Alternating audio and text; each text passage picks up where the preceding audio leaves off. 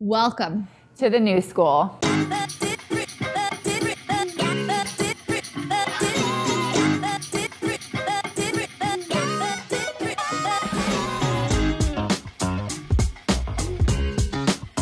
What we wanted to do was talk about the concept of authenticity and vulnerability in an industry that has typically been super buttoned up, super professional, and a little bit old school. Hello and welcome to episode 28 of the New School Video Podcast. My name is Candace Carlton and I'm the head of our advisor growth marketing solutions at FiComm Partners. FiComm is a marketing and PR agency, and we have solutions for advisors at every stage of their growth. Today, as always, I'm joined by Meg Carpenter, our CEO, and this was an extra special episode, even though I think all our episodes are pretty special. But in this episode, we got to speak to the co-hosts and winners of this year's Educate and Empower category as part of the FiComm and Investment News Podcast Award winners. So Stephanie McCullough and Kevin Gaines are co-hosts of the podcast called Take Back Retirement. If you haven't checked it out, go onto your phone now, go into podcasts and download and subscribe, because their goal is to help women who are 45 plus years old facing a financial future on their own, feeling some anxiety about whatever retirement means to them, really redefine what that future looks like. So very focused, very specific. And if you listen to it, you can hear very purpose-driven and very heart-driven, which is why they have such a good podcast, because those are the essential ingredients to a good podcast. And it's clear it's so good because out of all the submissions, they won. In this episode, we speak to them about their journey in creating the podcast, what they've discovered, key learnings, and advice to other advisors looking to create a specific niche and launch a podcast. I think you're going to love it. Let's get started. So this is an extra special episode because we have Stephanie McCullough and Kevin Gaines, who are the co-hosts of the podcast Take Back Retirement and the winner of the Educate and Empower category for this year's FiComm and Investment News Podcast Awards. So big round of applause for you. Yay us. Congratulations. We're so excited to have you. Every year when we have we've only done it 2 years, but the second time when these podcast submissions come in, we just get so excited and so delighted. What was the like for you and why did you enter? That's a good question. I saw the awards and I certainly didn't enter because I thought we were the greatest thing since sliced bread. I didn't imagine that we'd be a finalist, much less win. I think I was just imagining, kind of Carl Richards, right? You got to play in traffic. You got to put yourself out there and try to get a little bit more exposure. Yeah, it was pretty much, any publicity is good publicity. So the more we can get our name out, we make the submission and hey, maybe accidentally our name gets spelled right somewhere and we can go from there.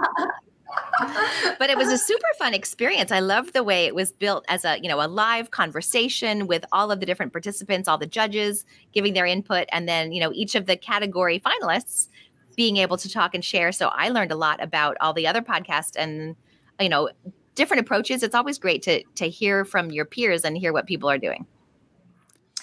We are such big fans of Carl Richards, so I love that you bring him up almost immediately. He was one of our first guests on the New School podcast, and we are always watching his content because it's just so clear, so simple, so thoughtful. As you think about, your evolution of Take Back Retirement, what do you think? Tell us a little bit about that journey. Like, why did you launch? And what are some of the learnings that you had? And ultimately, why do you think you've been successful at it? If you were to share about it and thinking about that Carl Richards, like take the risk, but also really make it simple. Yeah. Yeah. I had been thinking about it for a while because I started attending FinCon back in 2015. And I'm like, wait, there's people who make a living talking about money, but they're not actually financial advisors. What the heck? So like it opened me up to this whole world of content. And then that was the first year there was an advisor track with Michael Kitces talking a lot about stuff. And there were some advisor podcasters at that point. I was like, oh, that could be really fun, right? So I had it in the back of my mind. And then I actually went to visit a friend of mine. It's so funny. I saw her husband this past weekend and I told him the story. She lives in New York. I live in Pennsylvania. I happen to be going through town, met her for coffee. And the first thing she says when I walk in the cafe is, you need to have a podcast. I was like, what are you doing in my head? How do you know that I've been thinking about this for a while? So then I was like, all right, maybe we can actually do this thing. I talked to Kevin, kind of dragged him kicking and screaming into the whole, enterprise. And then we dragged our feet for a while, right? We had to figure out, how do we do it? And do we need an editor? Like all the different logistical things. We actually had an intern who was a huge help. She helped us kind of think through a lot of that stuff, because otherwise it would have been really easy to postpone while we found the time to research the stuff to get started. I have a friend who's a composer who donated, I actually bought for $1 the theme music, and he was on vacation for a while. So things got delayed. And then, we finally just kind of, again, listened to Carl, all right, we just got to put it out there. We got to say something and then put it out there to the world. I had actually been doing Facebook Live videos on the first day of every month since 2018. And the reason I did that is because it's live. You can't go back and correct and edit. You kind of just have to put it out there. You can delete it later, but I pretended you couldn't. So it was almost scarier to have the editor, because I was like, oh, if I listen to this thing, I'm going to want to re-record and redo it because it's never going to be perfect. So I read the transcripts and I give him suggestions on editing, but I actually never listened to them again. I just put them out into the world and let them fly or, sink or swim. Yeah, Stephanie had been talking about it for a while. And I'm batting back and forth. It's like, I'll do the YouTube videos and post them. But again, it's something I can edit. I can control it. If I don't like it, I go back and re-record. I don't know how well I'm going to do live. That, I'm going to have to just react to what our guests are saying or follow stuff like that. But then I actually went on a podcast with my local chamber of commerce where they're profiling different businesses, and, had a great time doing it. And the host of this particular podcast, Bill, was actually really excited about doing podcasts. He had a couple of his own that he did on the side just for fun. So he was somebody I took the time to talk to about, what can I really expect? Are my fears overblown? Yeah, all of these questions. And he did a great job of pointing out, hey, you just got to do it. And then Stephanie and I actually met him for lunch shortly before COVID hit. Little pep talk. Little pep talk saying, yeah, you got to do it. We asked a couple of the simpler technical questions, and it's like, okay, we've run out of excuses. Let's do it. But, then we found another excuse because COVID hit just as we're getting ready to ramp this up. So running around trying to get everything coordinated there delayed us another couple months. But by the summer of 2020, it's like, listen, if we're not going to do it now, we're never going to do it. So what the hell? We're sitting around our houses. Let's do it. So I love hearing you talk about, you were already doing Facebook Live videos, Stephanie, Kevin, you're comfortable on YouTube. And I mean, these are ways to communicate with your audience that are still rarely done. Like if you look across the large advisor landscape, you just don't see as many advisors taking advantage of some of these opportunities to connect with people in a really human way, in a way that meets them where they're at, in a way that feels very sort of digital first and modern. So I love that you were sort of already there before thinking about the podcast. When the two of you were sitting down and having these conversations, doing your research, what was the business impetus for the podcast? Like, was there we want to do a reason that was like, we want to do the podcast for this? Like, was there a specific business purpose that you were targeting? Yes. I think our biggest thing is getting ourselves out there. We didn't want this to be a brochure or a pitch that, at the end of every episode, we're saying, hey, come become clients of ours or anything like that. But instead, we felt it was a great way to get our message out, that people would be able to find us, get a sense of our personalities. Because, I mean, a lot of, for financial advisors, a lot of your clients is that personality match. I mean, you can find, there's several advisors out there that know what they're doing, that are competent. There's several on the floor of our building, right? Like there's zillions of us. Yes, we've got several. So it's not hard to find a good advisor, or even one that's even concentrating in your particular need. And what sets it apart is personality. So a podcast is a great way for us to show our personality. So if potential clients want to reach out to us, they kind of already know what they're getting as far as topics of conversation, areas of interest, as well as our personality, which I think is really important. Yeah. And I have always wanted to try to have a bigger impact, right? Like I used to work for the federal government where, I would provide services to U.S. companies and they'd be like, well, how much do I owe you? I'm like, hey, your tax dollars at work, right? Like I didn't have to ask people for money. So I've always had that kind of desire to try to help as many people as possible. So I had come to love speaking at women's events. And, kind of anytime people said, oh, I need a speaker for my group, sign me up, right? Like I want to help more women feel like, yes, they can make wise financial decisions, right? Empower people around that.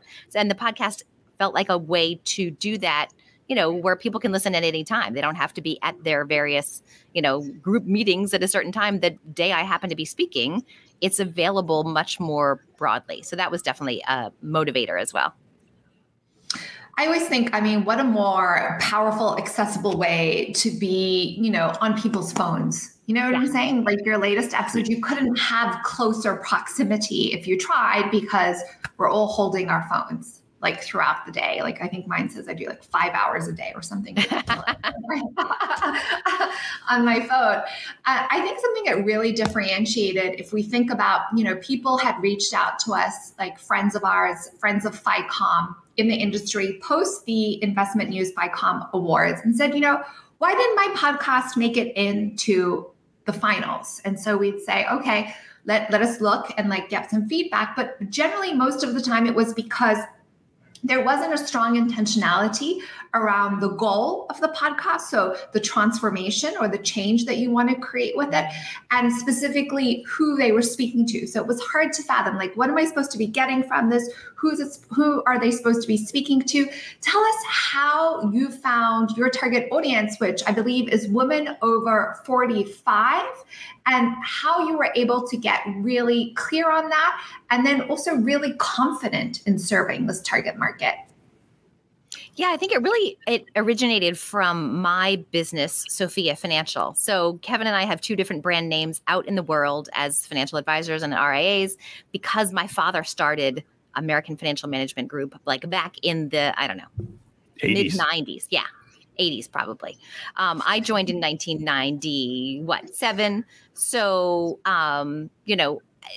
it kind of served anybody with money or anybody, he happened to come across, right? He was a very good sales guy, insurance guy, kind of came up in that world.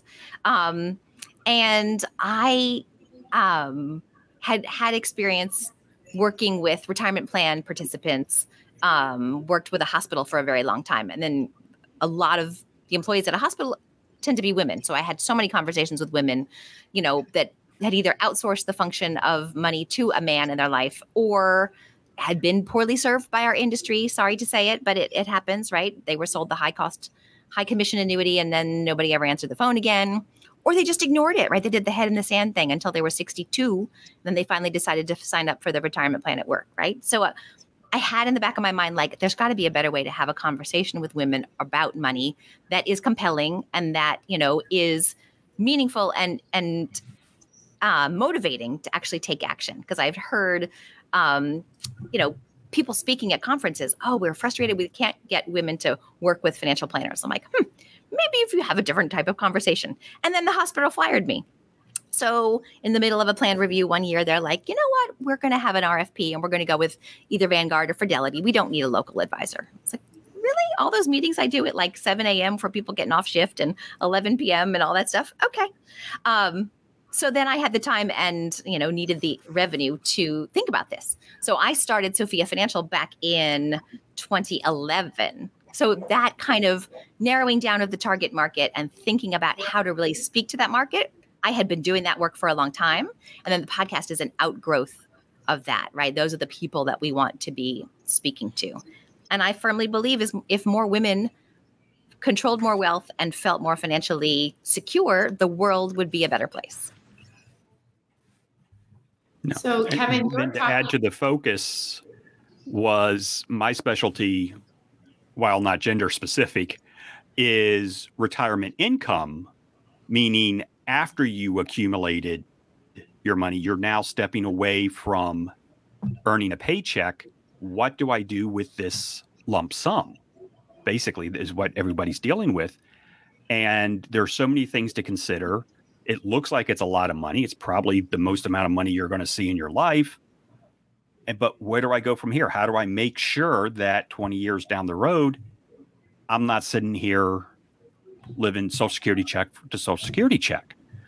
And I've spent a lot of time helping people work on that particular aspect of their life. So when Stephanie and I started talking, it's, you're interested in talking with women that are trying to do this on their own. And I'm interested in talking about what happens after you save the money. Let's merge those two together. And that's how we got the focus that we have. Huh. So Kevin, you talked earlier about personality fit, which I think is so true, right? This is a relationship business. And so yes, financial advisors do a really great job of cultivating relationships with people in their community and then ultimately cultivating relationships within their client base. And a lot of that has to do with trust, confidence, giving clients peace of mind. Of course, there's the technical component, which is critically important, but it's table stakes. It's like what you're required to do as a financial advisor. So when we think at FiComm about marketing and how we help our clients through all of our offerings, including our marketing bootcamp through our agency services, when we're thinking about helping our clients develop their ideal client profile, we often talk to them about psychographics versus demographics, which gets to the personality component, right? Because the psychographics are really about like, how does this person, like, what are their worldviews and how do they approach decision making? And what are some of the internal motivators that they have, right? And like, that's what you just can't find on paper. Where if you would say women 45 and up, certain income, like that doesn't necessarily mean that everyone's going to be a personality fit, right? Right. So to your point about doing the podcast, it allows people to get to know you and it allows them to understand what your worldviews are, what you believe in, like how you approach life. And then they can decide if they keep listening, they sort of have already like given you that decision, right? They can then decide if they're interested, if they share your beliefs.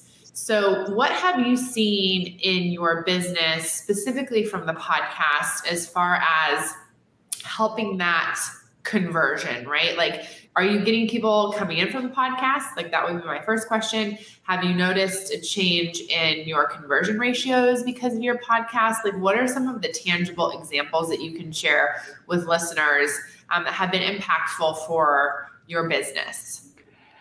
I can honestly say when we meet people for the first time or talk to people for the first time that heard about us through the podcast, it is a much better initial conversation because they already know what they're getting with us.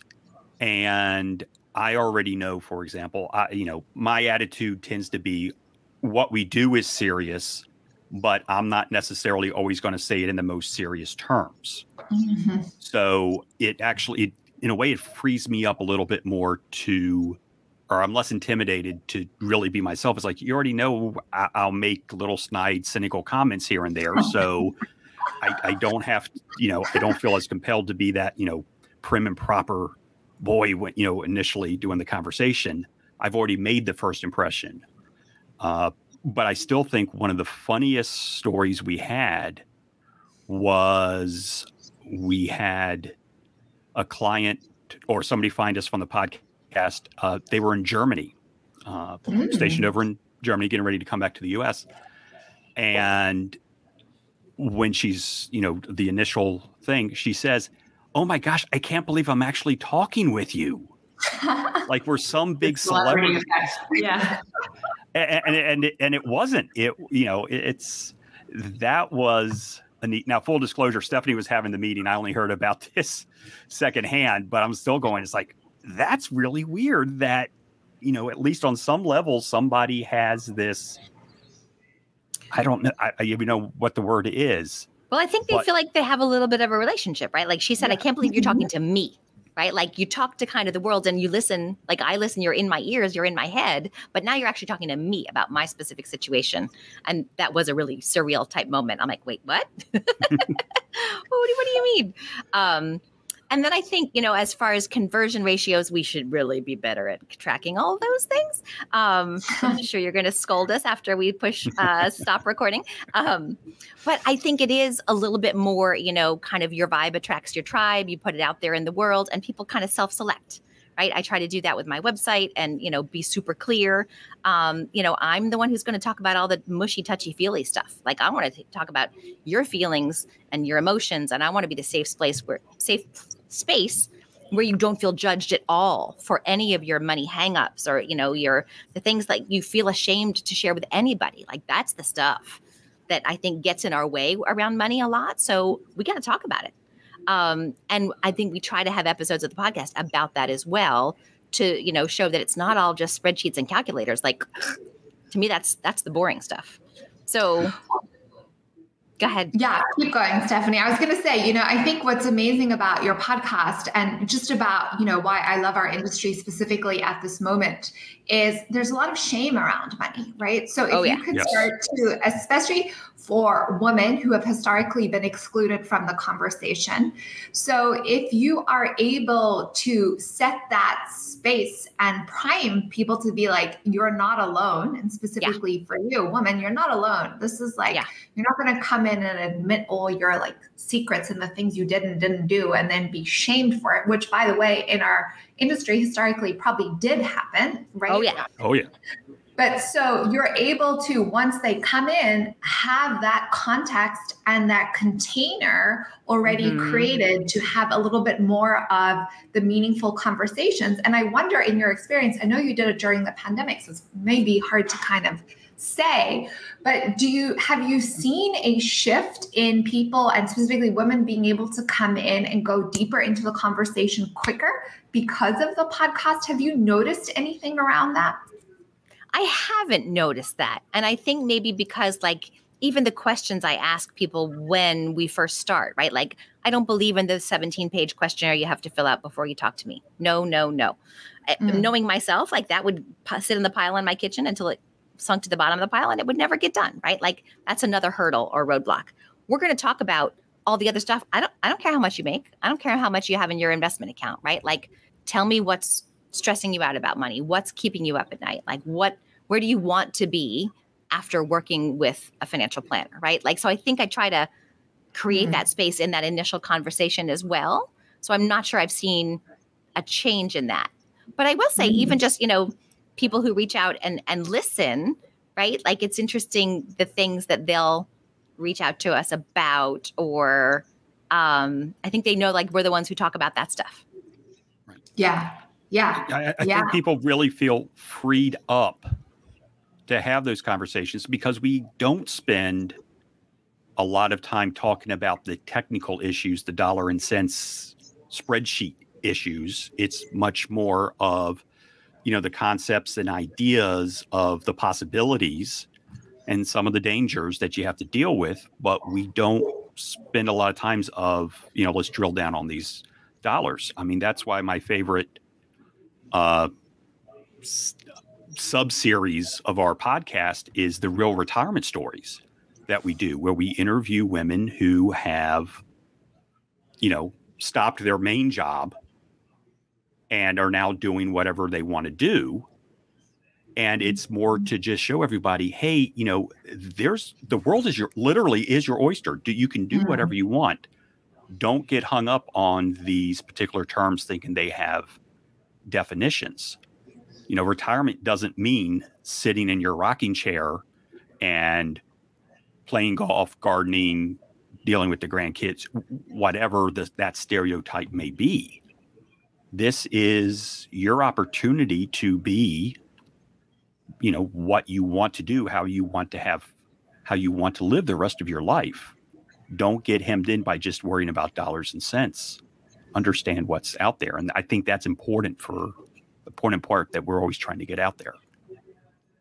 Yeah, listen, we totally agree with that. I mean, we are 100% aligned. When we talk about the new school mindset, it's really about how can you create more meaningful human connection through authenticity and vulnerability, which is exactly what you both are doing. It's such a gift that you're giving to your community and to the clients that you serve. I also know, because I've worked with financial advisors for 20 years, since I was in college, that there will be many advisors that would say, yeah, sounds great, right? And I have to run a business. So there are just so many advisors that would say, how could you, Stephanie, how could you not talk about assets under management and income? Because listen, you have to run a business, we all have to get paid, right? So how do you balance those two things? Is it a consideration at all? Or is your model just sort of working with everyone who meets the psychographic fit, personality fit, is your tribe? We're very transparent and clear about our pricing. And I've done that from day one, right? I said, it's exactly on the website what we charge. So people know coming in, they can get a 90-minute consultation for $500 to address a couple questions. And they're going to walk away with, a takeaway sheet of kind of homework and tasks for them, suggestions of their next steps. That's one option. I wanted to have that full menu of services, right? We can do the planning. I've got a couple clients now who they've done the full-on planning. We charge $5,000 for phase one, which is, kind of going through the 5 or 6 meetings to, yes, we talk about all the soft stuff and then we plug all the numbers into all the softwares and we come up with a strategy, kind of an action plan. That's a standalone thing as well. So I don't care how much money is invested because that's not the only way I'm getting paid, right? I think, and I tell people that I'll make, those other advisors down the street that you might've talked to that have $1 million minimum, that's how they get paid. And they don't have a way to consult to you and get paid for their time and expertise apart from how much money that you invest with them. So, we haven't gone full force, abandoning AUM, but I like having both options out there. And that's why they know what I charge up front. So if they want to talk to me, again, I don't care how much they've got. If they are willing to pay their $500 or their $5,000, great. Right. It works for you because that's just your model. You've run the economics. So you figured out that really is a great business for you. Yeah. I mean, and that's the advantage of being independent. Little plug for us independent guys out there is that, we can structure the deals however we want. So we can find a way to work with a client if we think we can offer value to them. We don't have to be AUM. We can figure out, a monthly subscription, which we also offer. So, there's different ways to work with us. And it's that flexibility that allows us to serve as many people as we need to, as opposed to just being committed to only people with over X millions of dollars, because otherwise it's not a profitable client. No, we've figured out the ways to serve people who need us, who we can help, and still keep the lights on. What I'm really hearing from both of you, which I think is such a gift, is, we're here to talk about your podcast. You won the awards of the podcast, amazing. But what I'm hearing you really say is it's just an output of everything we've been working on for this long, for an evolution of a long time. And I think that's why it's so good. It's all your experience. It's how you work with clients every day. And you're so clear on who you are, what you want to do, how you want to function, and who you serve. And so your podcast is just an expression of that. Is that how it feels for you? Totally. I really think so. And, for a long time, I tried to blog, and I got to the point where I was paying an editor $400 a month to help me crank out one blog post per month, because I couldn't, I could have ideas, but I couldn't narrow it down and come up with a nice polished blog. It's still torture for me. But dashing out a podcast, push record and let me talk for 40 minutes, that's much easier. I can flesh out a outline and then just talk. And it feels natural, I think, hopefully, right? It doesn't feel as scripted. And it's certainly a lot easier for me to do. So, again, I think that's something that Carl says, right? Do the thing that comes easier to you. If you're a writer, great. Go all in on the writing. If you're more of a speaker, podcasting is a great way to do that. Yeah, I got to echo that, because it really is freeing just to be able to, talk and, spew whatever we're going to be saying. It was like Sophia, it was painful for me to do. I'm not a writer by nature.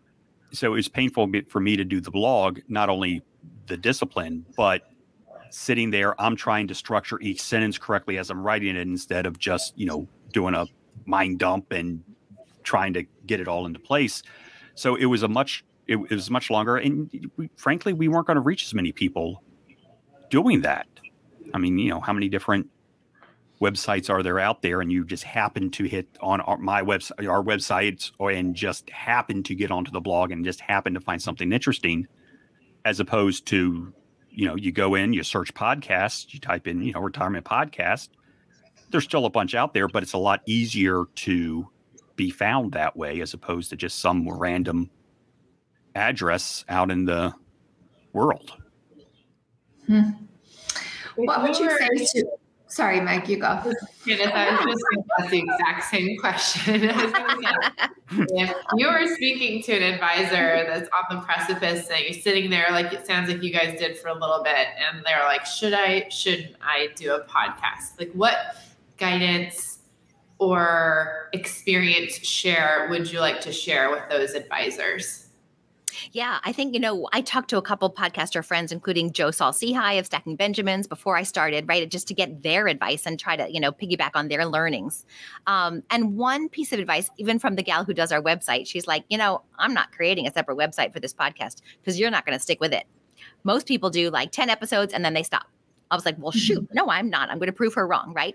So we did go in committing to do at least a full year of it, right? I think that's important, because if it's just a flash in the pan idea and then you fizzle off, right, then you haven't spent your time wisely.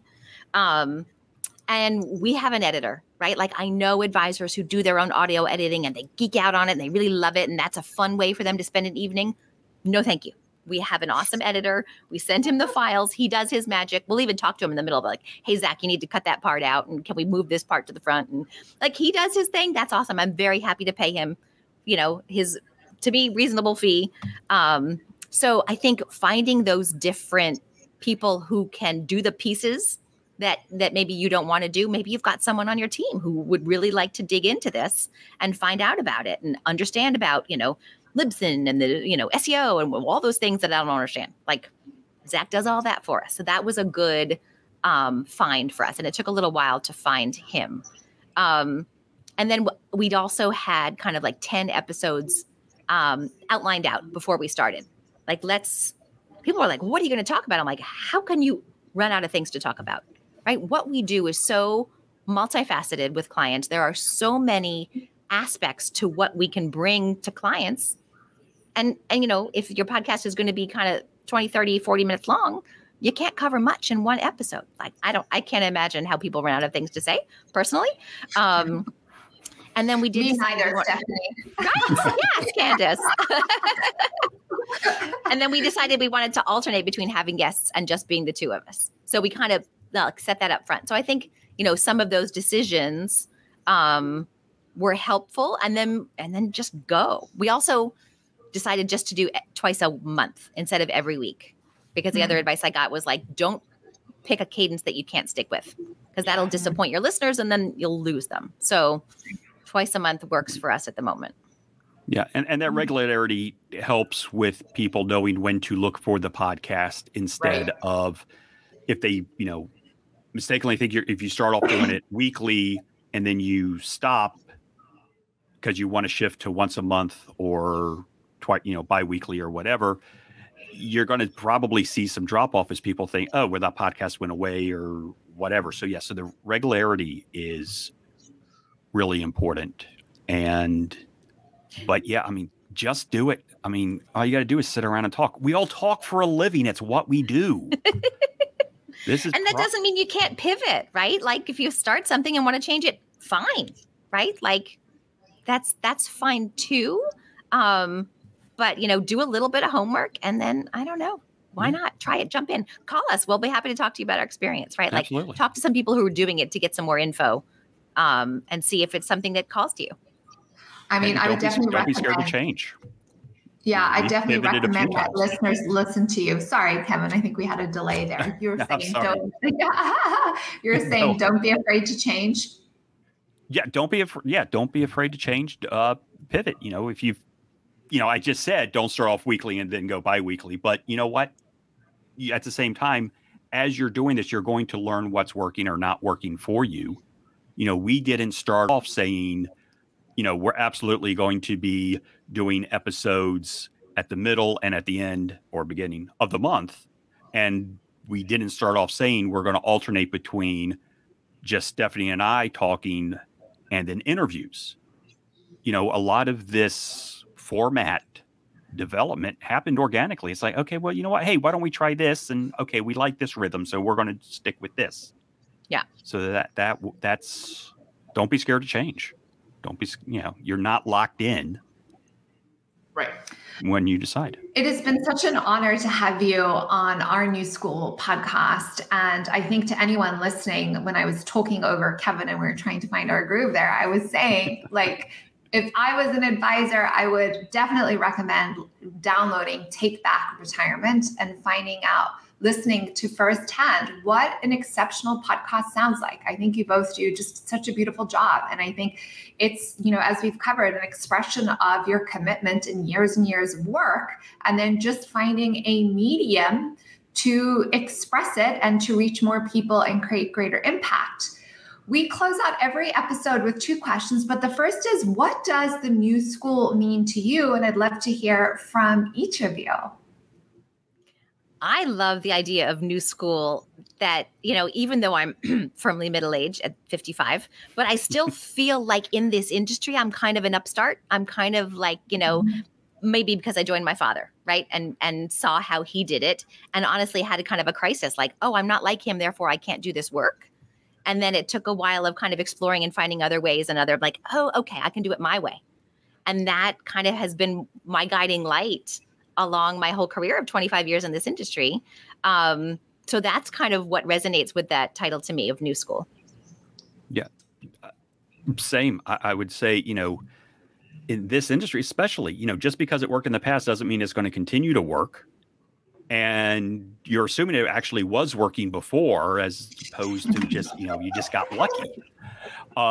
So yeah, I mean, getting wedded to, and stuck in the mud with just doing everything that's how it's always been done. We can't try anything different. We can't try anything new. The world is changing. Generations change. So it's just a matter of how do you get your message out? And it's not offering chicken dinners to whoever comes to the local, seminar. No, it's, there's a lot more people who want to hear your message, and you got to find a way to reach them. It's not up for them to reach you. You have to reach them and feel and give them inspiration and confidence to call you. Because, you come out with some, these, again, sticking with these rubber chicken seminars, a lot of big words get thrown around, and it can be intimidating. I mean, what's the point of that? I don't want people scared. I find my best clients are the ones that are more engaged and more informed, as opposed, because then, they can appreciate the conversations more. They ask the next questions, and we can get further in developing the planning. Thank you both for coming on the New School podcast. Where can people find you? So first of all, first thing I got to go and download is Take Back Retirement. Where else are you? So my website is Sophia Financial. So I'm Stephanie with a PH, but it's Sophia with an F, sophiafinancial.com.